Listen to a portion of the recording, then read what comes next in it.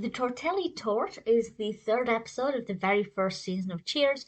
This aired originally in October 1982 and it was directed by the fabulous James Burrows. And I feel like I will be saying this about pretty much every episode of Cheers, but it is a really brilliant episode. And what struck me as peculiar when I've watched the entirety of Cheers, now that I've gone back to these early episodes, I kind of forgot that every episode in the beginning was set just in the bar. They didn't add additional sets until later on. And it's really weird and very effective how they can film an entire episode in one location and yet it doesn't feel stilted or stale. It worked very well.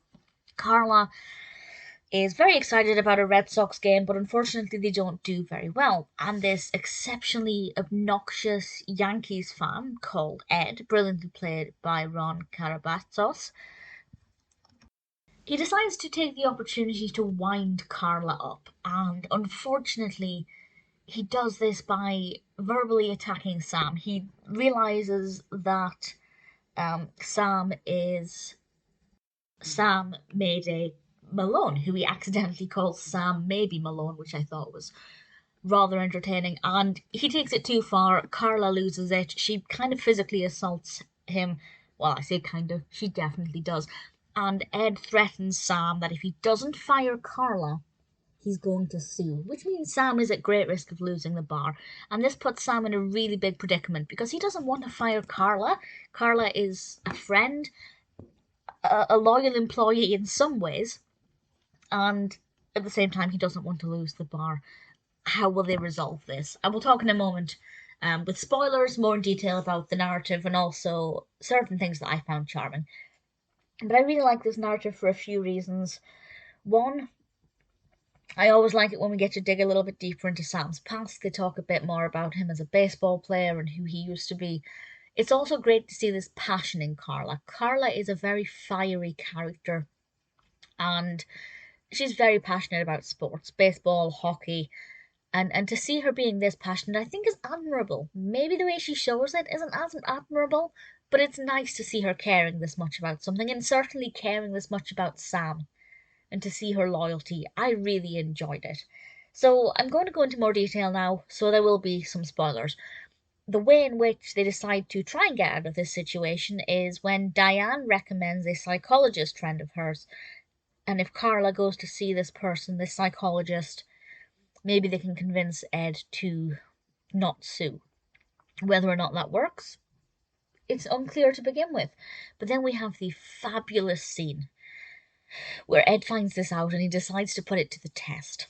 And Carla is stood perfectly still, staring off into the distance. Fabulous acting, brilliant control from Rhea Perlman, which is an absolute joy to watch it. Ed begins to verbally assault her, saying all of these really horrible things about her, about the sports teams she supports, and we're just waiting to see if she will snap.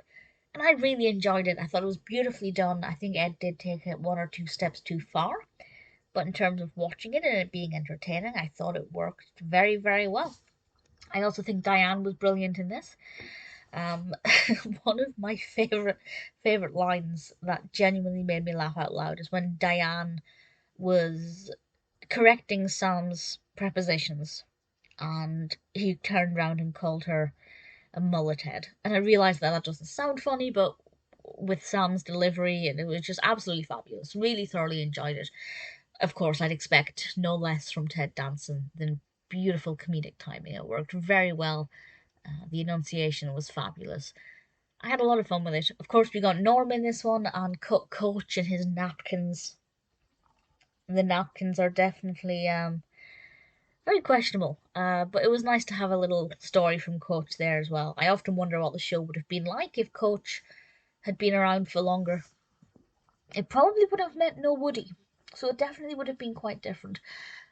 Needless to say, the Tortelli Tort is a really brilliant episode, very well written with some brilliant comedic lines in this, brilliant performances across the board. Interestingly, John Ratzenberger was quite low billed in the credits. He was actually billed quite low down, and I'm assuming at this point early on, Cliff may not have meant to have been one of the main characters. he was a character that was created after John Ratzenberger suggested they did that. So I think they might have been kind of shoehorning him into these early episodes to drip feed him until he became a more prominent character, and I'm very glad that he did. As I said, Norm wasn't in it too much. Norm being my favourite character, I always like it when he's centre of attention. But what we saw of George Wendt was still an absolute delight. Brilliant acting across the board, very engaging story, which, as I said, even though it's all set in the one location, it works very well. And the third episode, the Tortelli Tort, I don't know if it's one of my all-time favourites, I don't think it is, but it's still very strong, an absolute delight, and one I'm always happy to watch.